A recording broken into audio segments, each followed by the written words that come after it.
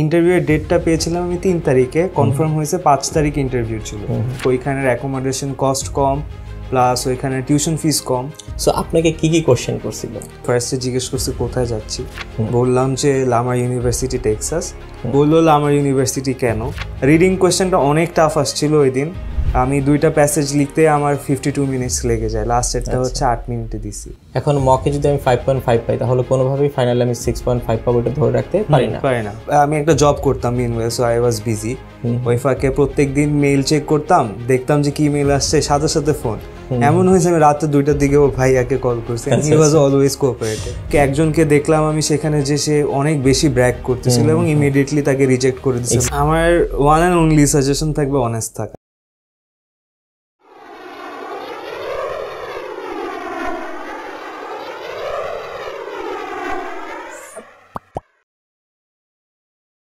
আসসালামু আলাইকুম, আশা করি সবাই ভালো আছেন। ইউএসএর ভিসা সাকসেস স্টোরি নিয়ে আমরা আবারও আপনাদের মাঝে উপস্থিত হলাম। আজকে আমাদের মাঝে উপস্থিত আছে আমাদের খুবই প্রিয় এবং ভালো লাগার একজন স্টুডেন্ট এবং আমাদের খুবই ক্লোজ একজন স্টুডেন্ট, নিবিড় ভাই। আসসালামু আলাইকুম। জি ভাই, কেমন আছেন? আলহামদুলিল্লাহ ভাই, কেমন আছেন? আচ্ছা নিবিড় ভাই, আপনার প্রিভিয়াস একাডেমিক ব্যাকগ্রাউন্ড নিয়ে যদি আমাদেরকে একটু বলতেন। আমি হচ্ছে ব্র্যাক ইউনিভার্সিটি থেকে ইলেকট্রিক্যাল ইঞ্জিনিয়ারিং এর উপর ব্যাচেলার্স করি এবং এর আগে হচ্ছে গভর্নমেন্ট ল্যাবরেটরি থেকে আমার আমি এইচএসসি দিয়েছি। আচ্ছা, এরপর এখন আপনি ইউএসএতে অ্যাপ্লিকেশন করেছেন কোন ইউনিভার্সিটি এবং কোন ইউনিভার্সিটিতে পড়তে যাচ্ছেন? আমি 3টা ইউনিভার্সিটিতে অ্যাপ্লিকেশন করেছিলাম, পার্ডু, নর্দার্ন অ্যারিজোনা এবং লামার ইউনিভার্সিটি। এখন আমি লামারের জন্য লামারে যাচ্ছি আমার মাস্টার্স ইন ইলেকট্রিক্যাল ইঞ্জিনিয়ারিং এর জন্য। তো লামারটাকে কেন পছন্দ করেছিলেন? এটা একটা লং স্টোরি, একটা সিচুয়েশনের মাঝখানে পড়ে গিয়ে লামার ফাইনালাইজ হয়। এখান থেকে আমাকে একটা স্কলারশিপ দিচ্ছে 53%-এর। And to be very honest, Lamar অনেক চিপ একটা university. First of all public, ওইখানের অ্যাকোমোডেশন কস্ট কম, প্লাস ওইখানে টিউশন ফিস কম। আসলে ইউএস এর যতগুলো স্টেট ইউনিভার্সিটি আছে বা পাবলিক রিসার্চ ইউনিভার্সিটি আছে সেগুলোর মধ্যে লামার কিন্তু অন্যতম একটা চিপেস্ট ইউনিভার্সিটি। কারণ কি, লামারে প্রায় 50 থেকে 55%, 3% মতো স্কলারশিপ পাওয়া যাচ্ছে। So after that scholarship tuition fee নেমে আসে প্রায় $7,500, which is very affordable I think, right? So ওই জায়গা থেকে এবং স্কলারশিপের জায়গা আরেকটা রিজন ছিল, সেটা হচ্ছে আমার যে সাবজেক্ট ট্রিপলি র্যাঙ্কিং লামারে অনেক ভালো অন্যগুলো সাবজেক্টের তুলনায়, সেটা আমি চেক করেছিলাম। এই বিষয়গুলো কিন্তু অনেকেই রিসার্চ করে না। অনেক স্টুডেন্ট আছে এজেন্সি ইউনিভার্সিটি ধরাই দিছে, স্টুডেন্ট ওখানেই যাচ্ছে, কিন্তু আসলে কোন ইউনিভার্সিটি আমার জন্য পারফেক্টলি ম্যাচ করে বা কোন ইউনিভার্সিটিতে আমি আমার মন মতো সাবজেক্টগুলো পাচ্ছি, কোর্স মডিউলটা আমার মন মতো হচ্ছে কিনা, এই বিষয়গুলো কিন্তু একটা মারাত্মক ইম্পর্টেন্ট বিষয়। এবং সাধারণত জেনুইন স্টুডেন্ট যারা, তারা কি করে, তারা কিন্তু অ্যাপ্লিকেশন করার পূর্বেই এই বিষয়গুলো আগে থেকে রিসার্চ করে নেয় যে আচ্ছা ভাই ইউনিভার্সিটি তো বহুত আছে, তো কোন কোর্স মডিউলটা আমার সাথে যাবে, আমার ফিউচার প্ল্যানিংটা কি, রাইট? সো এই যে অ্যাপ্লিকেশনের প্রসেসটা, আসলে ইউএসএ যাওয়ার যে ভূত, এটা আপনার মাথায় কিভাবে চাপলো? এটা অনেক আগে থেকেই, because one of my uncle is staying at new York. তাকে আমি আমার হোল লাইফে এখনো দেখি নাই, এবার যে দেখতে পারবো। সো তখন থেকেই আমার ফার্স্টের ইন্টারেস্ট ছিল ক্যানাডা যাব, পরে ওটা চেঞ্জ হয়ে ইউএসএ তে আসছে। এটা আরো 3-4 বছর আগের কথা। আচ্ছা, এরপর থেকেই আমি যখনই সুযোগ পেতাম বা ফেসবুকে যখনই গ্রুপে দেখতাম কি কারো ভিসা হয়েছে, আমি একটু চেক করতাম যে কি কি প্রসেসে তারা গেছে। But most of the time জানতাম না, কারণ এত ডিটেইলে সার্চ করা হতো না। পরে ওই ইন্টারেস্ট নিয়েই হচ্ছে গিয়ে যখন গ্র্যাজুয়েশনটা শেষ হয়, তারপরই আমার গ্র্যাজুয়েশন শেষ হয় 2023-এর মেতে, এবং তারপরে 2-3 মাসের একটা ব্রেক নিয়ে আমি প্রিপারেশন নেওয়া স্টার্ট। আপনি তো আইএলটিএসও দিয়েছেন? জি, আইএলটিএস দিয়েছি আমি নভেম্বরের 4 তারিখে। আচ্ছা, আইএলটিএস স্কোর কত ছিল? আমার ওভারঅল এসেছিল 7.5 এবং লিসনিং এবং স্পিকিং এ 8 ছিল, বাকি দুটোতে 7 ছিল। গ্রেট, কারণ 7.5 কিন্তু ইজ নট দ্যাট ইজি। হ্যাঁ, অনেকের জন্য ইজি লাগতে পারে, বাট আমাদের জন্য, যেটা বাঙালির জন্য সবথেকে পারফেক্ট আইএলটিএস স্কোর আমরা বলে থাকি 6.5, no less than 6। এটা হলে সব জায়গায় অ্যাপ্লিকেশন মোটামুটি করা যায়, কিন্তু এটা তুলতেও অনেকের কিন্তু আমার কাছে যেটা মনে হয় এই ক্ষেত্রে ভয়টাই বেশি কাজ করে। আচ্ছা, তারপরে এই ক্ষেত্রে আপনার কাছ থেকে জেনে নেই, এই যে আপনি আইএলটিএস 7.5 পেলেন এবং আপনি কিন্তু খুব বেশি দিন প্রিপারেশন নেননি এবং আই গেস বাসাতেই প্রিপারেশন নিয়েছিলেন। বাসা থেকে বলতে আমাদের তো ইউনিভার্সিটিতেই ইংলিশের 3টা কোর্স থাকে। আচ্ছা, ওইটাই আমার জন্য মোর দ্যান এনাফ ছিল ফার্স্ট অফ অল। আর আমি হচ্ছে ইউনিভার্সিটির একটা ক্লাবের প্রেসিডেন্ট ছিলাম, সো ওইখানে অনেক হোস্টিং করা হতো, স্পিচ দেওয়া হতো, সো বেসিকটা আমার আগে থেকে স্ট্রং ছিল। তো যাই হোক, এখন এই প্রিপারেশনটা, যখন আইএলটিএস এর প্রিপারেশনটা নিলেন, ওই প্রিপারেশনের জার্নিটা আপনার কেমন ছিল? মূলত আপনি কিভাবে নিজে থেকে প্রিপারেশন নিয়েছেন আর কি কি বইগুলো ফলো করেছেন বা কি মেথড ফলো করেছিলেন? নিজে থেকে বলতে আমি হচ্ছে আমার কিছু ফ্রেন্ডসরা বাইরে গেছে, ওদের থেকে শুনেছি কিভাবে আইএলটিএস দিয়েছে স্টাফস। ওরা ক্যামব্রিজের কিছু বইয়ের সিরিয়াল বলেছিল, ম্যাকার বলেছিল, তো ওইগুলো অনলাইনেই পেয়েছি এবং অনলাইনে টেস্টও দেওয়া গেছে। তো ওই টেস্টগুলো অনলাইনে দিতাম। স্পিকিং এ যেটা করতাম হচ্ছে নিজের ভিডিও নিজে করে দেখতাম। আচ্ছা আচ্ছা। তো নিজের কাছে যেটা ভালো লাগতো না তখন বুঝতে পারতাম যে এখানে একটা হয়তো ভুল হচ্ছে, পরে আবার ভিডিও করতাম। এভাবে করে করে অনলাইন টেস্টের থ্রুই আমার কাইন্ড অফ একটা মক টেস্টের মতো হয়ে যায়। আচ্ছা। তো ওইখান থেকে দেখতাম যে যখন আমি পরীক্ষা দিচ্ছি আমার ওভারঅল 6.56 আসতো ওই অনলাইন টেস্টগুলোতে। দেন লাস্টের দিন আমি বললাম যে যা হবে দেখা যাবে, আমি প্রপারলি ফোকাস করে জাস্ট যতক্ষণ এক্সাম দিব ওই টাইমটা তো ওইখানে ফোকাস থাকতো, ওইভাবে দিছি। রিডিং কোয়েশ্চেনটা অনেক টাফ আসছিল ওই দিন। আমি 2টা প্যাসেজ লিখতে আমার 52 মিনিটস লেগে যায়, লাস্টেরটা হচ্ছে 8 মিনিটে দিছি। তো ওইখানে 7 ওখানে ধরেই রাখছিলাম যে আমার কম আসবে, বাকিগুলো নিয়ে কনফিডেন্ট ছিলাম। সো এই ক্ষেত্রে রাইটিং নিয়ে একটু ডিসঅ্যাপয়েন্টেড যে 7 আসছে। এই ক্ষেত্রে আমি স্টুডেন্টদেরকে একটা বিষয় সাজেস্ট করে থাকি, সেটা হচ্ছে before attending your IELTS exam, I mean final exam, সবারই উচিত অ্যাটলিস্ট মক দেওয়া। কারণ কি মক দিলে নিজের মধ্যে একটা কনফিডেন্স গ্রো করে। আরেকটা বিষয় হচ্ছে আমি কিন্তু জানতে পারি যে আমি অ্যাটলিস্ট কত স্কোর পেতে যাচ্ছি, বিকজ আমার তো একটা এক্সপেক্টেড স্কোর ধরে নিয়ে আগাতে হবে। ধরেন আমার টার্গেট হচ্ছে গিয়ে 6.5, এখন মকে যদি আমি 5.5 পাই তাহলে কোনোভাবেই ফাইনালে আমি 6.5 পাবো এটা ধরে রাখতে পারি না। তাহলে হুট করে ফাইনালে বসে পড়লাম আর টাকাগুলো নষ্ট হলো, এটার কোনো মানে হয় না, তাই না? আচ্ছা, এরপরে ভাই যেহেতু আইএলটিএস স্কোরের পরেই অবশ্যই আপনি ফরেন কান্ট্রিজ বা মানে বাহিরে অ্যাব্রোডে পড়তে যাওয়ার ব্যাপারে আপনি রিসার্চ করেছেন, সো আপনি পেনম্যান সম্পর্কে কখন জানলেন? আমি বেসিক্যালি 3-4টা হচ্ছে এজেন্সিস ঘুরছি ফার্স্টে, অ্যান্ড পেনম্যান আমি একটা আমার ফ্রেন্ডের থ্রু জানতে পেরেছি। এটা তখন বনশ্রীতে ছিল আপনাদের এটা। তো জানুয়ারিতে আমি পরে এসে সমরণ ভাইয়ের কাছে এসেছি পেনম্যানের। ওইখানে এসে আমার তখনও এত ইউনিভার্সিটি ডিটেল নিয়ে ঘাটা হয়নি। তো আমি তাকে জিজ্ঞেস করলাম যে কোন কোন ইউনিভার্সিটি টিপিলির জন্য ভালো, আমারও কিছু সাজেশন ছিল, উনিও কিছু গাইডেন্স দিল। লামার একটা চয়েস ছিল, ওইটা ফার্স্টেই বলছি কারণ এখানে সবাইকে দেখতেছি অ্যাপ্লাই করতেছে। আমি লামার কিন্তু আইএলটিএস আসলে সাধারণত আইএলটিএস দিয়ে লামার অ্যাপ্লিকেশন করার ফাইল আমরা খুব কম পাই, কারণ লামার যেহেতু পাবলিক যেগুলো ভালো ইউনিভার্সিটি আছে বা প্রাইভেট যেগুলো টপ র্যাঙ্ক ইউনিভার্সিটি আছে শুধুমাত্র ওদের এমওআইটা অ্যাকসেপ্ট করছে, যার ফলে অনেকেই এমওআই দিয়ে লামার অ্যাপ্লিকেশন করছে আর কি। তো লামারের পাশাপাশি পরবর্তীতে সমরণ ভাই পার্ডুর কথা বললো, আমারও পার্ডু নিয়ে আগে রিসার্চ করা ছিল, তো এটা চেক করলাম। প্লাস হচ্ছে আরেকটা নর্দার্ন রিজনা, এটা কমপ্লিটলি পেনম্যান থেকে আমাকে সাজেশন দেয়। আমি পরে বাসায় এমন না যে সাজেশন দিয়ে লিখে ফেলতেছে, আমাকে বলছে চেক করে আসেন, আমি বাসায় চেক করি, আমারও পছন্দ হয়।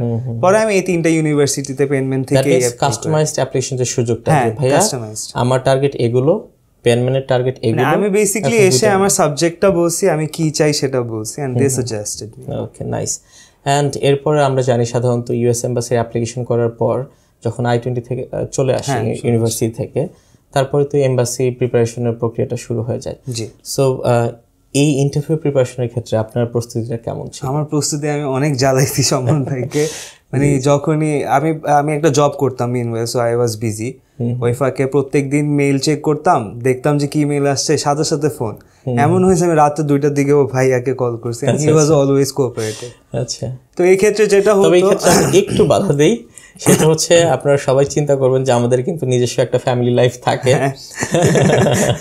সো আমরা হয়তো অনেক সময় অফিসের বাইরের সময়টা দিতে পারি না, কিন্তু এটা সবারই বুঝতে হবে। তো যাই হোক, হ্যাঁ ভাই, তারপরে ওইটা হচ্ছে নিজেদের মধ্যে একটা সম্পর্ক হয়ে গেছে, 1 বছরের একটা জার্নি যেহেতু। আর প্রিপারেশনের যে বিষয়টা, basically DS 160 form fill up করা বা আরো কিছু লেখালেখির কাজ ছিল। তো আমি জানি না অন্য এজেন্সি কিভাবে কাজ করে, এখানে অলওয়েজ তারা আমাকে লেখাগুলো দেখাইতো বা সাজেস্ট করতো যেন আমি আমার এন্ড থেকে লিখি জিনিসগুলো, কারণ একটা নিজের সেলফ, আমি নিজের ব্যাপারে নিজে সব থেকে বেস্ট ভাবে লিখা, এই বিষয়ে এখানে মোটিভেট করা হয়, যেটা একদম অনেস্টলি স্পিকিং। সো ওই ক্ষেত্রে দেখা যেত যে আমি নিজের DS 160 যে নিজের জব ডিটেলস বা কিছু ছোট ছোট ডিটেলস ওগুলো লিখে ভাইয়ের কাছে গিয়ে বসতাম, ভাইয়া দেখতো, তারপরে সেটাকে আমরা হচ্ছে সাবমিশনের সময় ওইভাবে আমরা সাবমিট করি। সো এই জিনিসটা আর কি আমার ফিউচার মানে আমার মেইন সময় যে হেল্প লাগছে, বিকজ যেহেতু আমি জানি আমার ফর্মে কি কি ফিল আপ করা হয়েছে, সো ইন্টারভিউর সময় আমার ভিতর কোনো নার্ভাসনেস আসেই নাই, আমি জানতাম ওখানে কি দেওয়া হয়েছে বা কি দেওয়া হয়নি সে ব্যাপারে কোনো ডাউট কিন্তু আপনার মধ্যে রয় নাই। আমরা সাধারণত এটাই করে থাকি, যখন ভিসা অ্যাপ্লিকেশন করা হয় তখন ভিসা অ্যাপ্লিকেশন করা কমপ্লিট করার পর স্টুডেন্টকে পাঠানো হয় যে ভাই দেখেন এখানে সবকিছু ঠিক আছে কিনা। আবার ঠিক একইভাবে যখন কোনো স্টুডেন্ট ইন্টারভিউ প্র্যাকটিসের জন্য আসে তখন আগে আমরা তাকে বলি তুমি রিসার্চ করে লিখে নিয়ে আসো, প্রতি লাইনে লাইনে ভুল হোক, প্রতি সেন্টেন্সে ভুল হোক, গ্রামাটিক্যাল এরর থাকুক, কোনো প্রবলেম নেই, আমরা সেগুলো ঠিক করে দেবো, but I want you to do your research. Because ওটা করলে কিন্তু স্টুডেন্টের মাথায় নিজে থেকে কিছু ইনফরমেশন ঢুকে যায়, আইডিয়া চলে যায় আসলে আমি কি কি করলাম, আমার স্টেপ বাই স্টেপ কি, আমি কোন প্রসেসে কি কি জমা দিয়েছি বা কি কি লিখেছি। সো এই বিষয়গুলো থাকলে কিন্তু ইউএস এম্বাসি ইন্টারভিউটা ওভারকাম করাটা খুবই ইজি হয়। সো আপনাকে কি কি কোশ্চেন করছিল? আমাকে মানে অল্প কিছু কোয়েশ্চেন করছে। ফার্স্টে জিজ্ঞেস করছে কোথায় যাচ্ছি, বললাম যে লামার ইউনিভার্সিটি টেক্সাস। বললো লামার ইউনিভার্সিটি কেন, আমি একটু আগে যে অ্যান্সার দিছি সেম এক্স্যাক্ট ওইটাই অ্যান্সার দিছি, যেটা চিপেস্ট, এখানের ইলেকট্রিক্যাল ইঞ্জিনিয়ারিং সেক্টর ভালো। আমি একটা ওয়েবিনার অ্যাটেন্ড করেছিলাম, ইমেল দেয় তারা অ্যাপ্লিকেশনের পরে। ওই ওয়েবিনারে আমি 2-3টা প্রফেসরের সাথে কথা বলেছিলাম যে তাদের ল্যাব ফেসিলিটিস কি কি আছে, তো ওইগুলাতে তারা বলছে যে I can use them, and এটাই আমি ইন্টারভিউ এখানে বলি।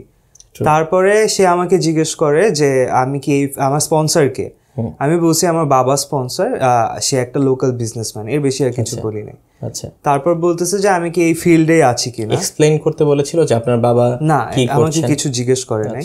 আমাকে তারপরের কোয়েশ্চেনটা করেছিল যে আমি কি মানে এই ফিল্ডে আছি কিনা, যে ফিল্ডে আমি যাচ্ছি। তো আমি যেহেতু এই ফিল্ডে একটা অলরেডি জব করছিলাম 1 বছর ধরে, তো ওইটা নিয়ে আমি কিছু এক্সপ্লেইন করি যে আমি এই সেক্টরে এইভাবে ইঞ্জিনিয়ারিং এর জব করতেছি। ওকে, সো দ্যাট মিনস যখন আপনার সাবজেক্টের প্রিফারেন্সের ব্যাপারটা আসছে, তো এখানে বলা গেল যে আমি প্রিভিয়াস একাডেমিক ব্যাকগ্রাউন্ডের সাথে কানেক্টেড, পাশাপাশি after completing my bachelor I have been working in a corporate sector, same field কাজ করছি, যার ফলে আমার জবের সাথে বা প্রিভিয়াস একাডেমিক ব্যাকগ্রাউন্ডের সাথে আমি যে সাবজেক্টটা পছন্দ করছি তার সাথে একটা রিলেশন বা মিল বা কানেকশন আছে, রাইট? ওকে, তারপর জাস্ট আর 2টা কোয়েশ্চেন করছে। আমাকে ফার্স্টে জিজ্ঞেস করতেছে যে এখন আমার আর কোনো টেনশনের কিছু আছে কিনা। আমি সার্কাস্টিকলি তাকে বলছি যে একমাত্র টেনশন হচ্ছে ভিসাটা পাওয়া। সে কিছুক্ষণ হাসলো, কি জানি টাইপ করলো, তারপর আমাকে বলতেছে যে ওইখানে যাওয়ার পর is there anything that I am worried about. তো তখন একটা কনফিডেন্স পেয়েছি, যেহেতু বলছে ওইখানে যাওয়ার পর আই থট যে আমার ভিসা হয়ে গেছে। তখন আমি নর্মালি অ্যান্সার দিছি যে এরকম কোনো টেনশনের কিছু নাই, অ্যাজ আই এম লাইক আমি অ্যাডাপ্ট করতে পারি সব কিছুতে, তো ওইখানেও পারবো। এরপর ভিসা দিয়ে দিচ্ছে, আর বেশি কোয়েশ্চেন করে না। সো নিবিড় ভাই, আপনি যদি আপনাকে জিজ্ঞাসা করা হয়, যারা অন্যান্য স্টুডেন্ট অনেকে আছে আমরা জানি ইউএস এম্বাসি ফেস করছে, হয়তোবা পেনম্যান থেকে না, অন্য কোনো এজেন্সি থেকে, যেখান থেকে করুক, আমরা তো সবাই বাঙালি হিসেবে বাঙালির ভালো চাই। তো সেই ক্ষেত্রে যারা ইন্টারভিউ, আমরা জানি ইউএস এম্বাসিতে ইন্টারভিউ ক্র্যাক করাটা কিন্তু সব থেকে বেশি ইম্পর্টেন্ট। জি, সো এই ক্ষেত্রে তাদের জন্য আপনার কি সাজেশন থাকবে? আমার ওয়ান অ্যান্ড অনলি সাজেশন থাকবে অনেস্ট থাকা। অনেকে আমি নিজে বসে থাকা অবস্থা অনেককে ইন্টারভিউ দিতে দেখছি, তারা হচ্ছে অনেক কিছু বাড়ায় বলতে চায়। যেমন কে স্পন্সরের বিষয়টাই যদি আমি বলি, একটা ইউনিভার্সিটির যেখানে টিউশন ফি $20,000 a ইয়ার, ওইখানে আমার তাদেরকে জানানোর দরকার নাই যে আমার বাবা ডাবল কামাইতেছে। একজনকে দেখলাম আমি সেখানে যে সে অনেক বেশি ব্র্যাগ করতেছিল এবং ইমিডিয়েটলি তাকে রিজেক্ট করে দিয়েছে। এবং এমন কিছু স্পন্সরের অ্যান্সার রেডি করে নিয়ে যাচ্ছে, লাইক বাবা বিজনেস করে, সাথে বাড়ি ভাড়া পায়, সাথে দোকান আছে, সাথে ফার্মেসি আছে, মানে একই সাথে 3-4 ধরনের বিজনেস। এই কারণে কিন্তু অনেক সময় কি বেশি বিশ্বাসযোগ্য মনে হয় না। একজন ব্যক্তি সে কি করছে, ফার্মাসিস্ট ধরে নিলাম, সে অবশ্যই বাইকের পার্টসের সেল করবে না, সে অবশ্যই কাপড়ের দোকানে বিজনেস করবে না। অনেক এজেন্সি কিন্তু এইভাবে মিল করে দিচ্ছে, একটা কনস্ট্রাকশন আবার কাপড়ের দোকানে বিজনেস, কনস্ট্রাকশনের সাথে রোডের বিজনেস যেতে পারে, কনস্ট্রাকশনের সাথে বালুর বিজনেস যেতে পারে। যে ব্যক্তি অ্যাপার্টমেন্টের বিজনেস করছে সে ব্যক্তি ল্যান্ড বিজনেস করতে পারে। কিন্তু মানে এমন একটা বিজনেস আমি রিলেট করে দিলাম যেটার সাথে কানেকশনই নেই, তাহলে তো সেই ক্ষেত্রে রিভিউজ হওয়ার চান্সটা সব থেকে এক্স্যাক্টলি। এই জিনিসটা হচ্ছে কি একটা সিম্পল একটা বেসিক নলেজ, এটা যে তারা যেহেতু অনেক দিন ধরে ইন্টারভিউ নিচ্ছে, প্রতিনিয়তই তারা হাজার হাজার মানুষের ইন্টারভিউ নিচ্ছে, তারা অবশ্যই দেখে বুঝে যে কে সত্যি বলতেছে কে মিথ্যা বলতেছে। আমাকে যেমন জিজ্ঞেস করে নাই আমার স্পন্সরের কি করে, বিকজ আমি একদম স্পেসিফিক এক লাইনে অ্যান্সার দিয়ে দিচ্ছি, এবং যদি জিজ্ঞেস করতো আমি অনেস্টলি অ্যান্সার দিতাম। তখন যেটা হতো যে আমার ভিতরে আমি নার্ভাসও থাকতাম না, কারণ আমি জানি আমি যেটা বলতেছি আমি সত্যি বলতেছি।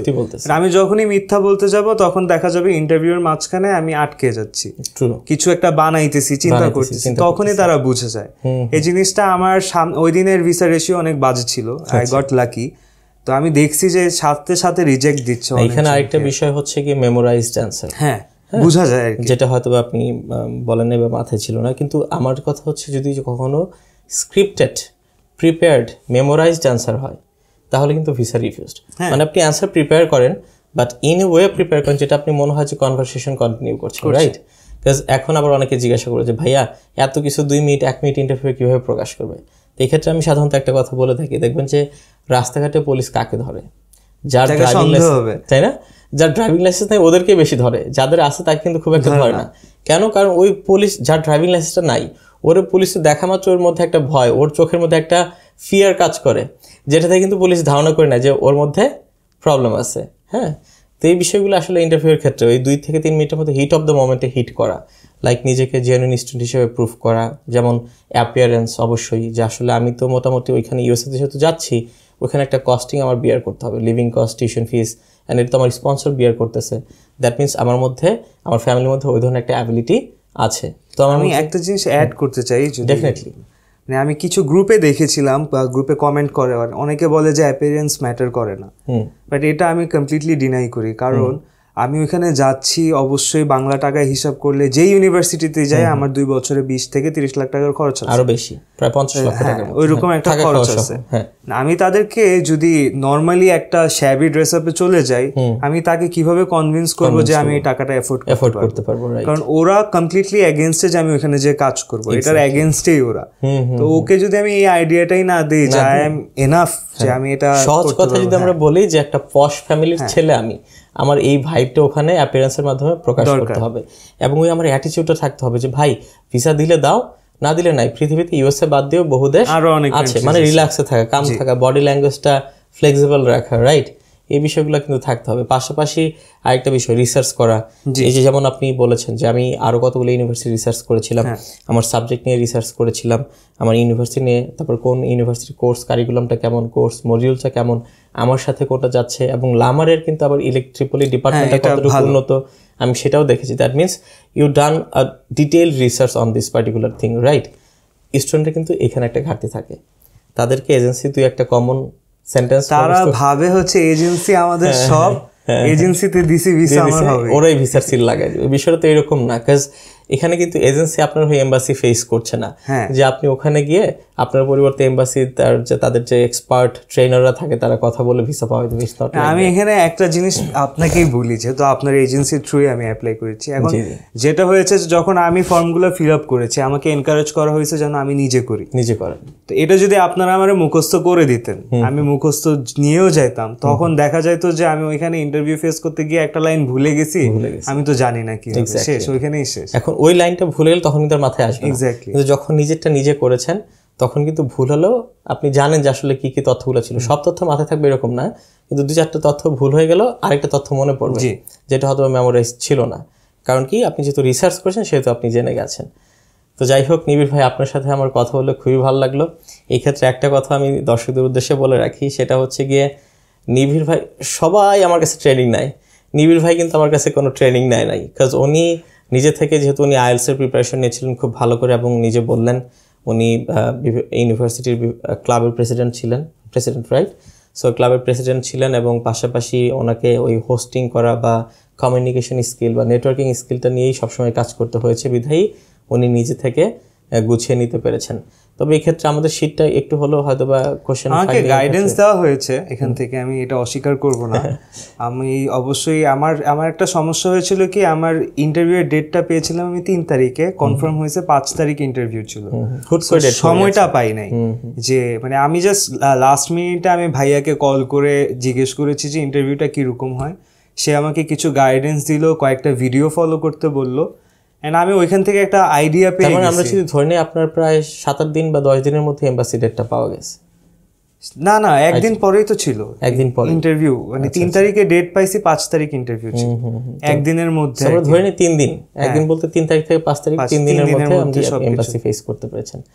যাক আলহামদুলিল্লাহ নিবিড় ভাই, আপনাকে অসংখ্য ধন্যবাদ, আমাদেরকে সময় দিচ্ছেন, এবং বিশেষ করে এই জন্য ধন্যবাদ যে আপনার তথ্যগুলো আমি বিশ্বাস করি যারা শুনবে তাদের ক্ষেত্রে একটু হলেও সহযোগিতা করবে যে আসলে তাদের কিভাবে প্রিপারেশন নেওয়া উচিত। এবং আপনাকে অসংখ্য অসংখ্য কংগ্রাচুলেশন। আপনাদেরকেও থ্যাংক ইউ, কারণ হচ্ছে আমার এই 1 বছরের জার্নিতে অবশ্যই পেনম্যান আমার সাথে ছিল। ধন্যবাদ। দেয়ার ওয়ার টাইমস যখন আমি কিছু মানে কনফিউজ হয়ে যাচ্ছিলাম, তখন আমি ইমিডিয়েটলি রিচ আউট করেছি। হ্যাঁ, সাথে সাথে রিপ্লাই দেওয়া সবসময় পসিবল হয় না। আমি সমরণ ভাইয়ের সাথে আমার একটা এমন সম্পর্ক হয়েছিল যে আমি তাকে যে কোনো সময়, সমরণ কিন্তু খুবই ফ্রেন্ডলি এবং সাধারণত ওই ইয়াং মানুষ সবার সাথে মিশে যাওয়ার যে প্রবণতাটা এটা কিন্তু সমরণের মধ্যে খুব সুন্দর আছে। এবং ভেরি অনেস্ট যদি বলি, সবাই তো শুধু আমার কথা বলে, আমার সাথে কথা হয় খুব কম, কিন্তু সমরণ এই অ্যাপ্লিকেশন টিমটাকে এত সুন্দরভাবে হ্যান্ডেল করছে, যার ফলে কিন্তু আমার কাছে মনে হয় যে অ্যাপ্লিকেশন নিয়ে কারো কোনো কনফিউশন বা কমপ্লায়েন্স টিমের কথা যদি বলে থাকি, অ্যাপ্লিকেশনের পরবর্তী স্টেপ এমবাসি ডেট নেওয়া, ভিসা অ্যাপ্লিকেশন সাবমিট করা, ইনিশিয়াল কোনো ইস্যুই আমার ফেস করতে হয় নাই, কারণ এখান থেকে এই সবকিছু এটা ট্যাকেল দেওয়া হয়েছে, যেটা সত্যি কথা। অসংখ্য ধন্যবাদ ভাই। আরো যেটা বললাম, অসংখ্য অসংখ্য কনগ্রাচুলেশনস। দোয়া করি আল্লাহর রহমতে অনেক ভালো কিছু করেন, এবং পেনম্যানের সাথে যার সম্পর্ক হয় তার কিন্তু সম্পর্ক কখনো শেষ হয় না, এই সম্পর্ক থাকবে ইনশাআল্লাহ। All the best for your future এন্ডিভার্স।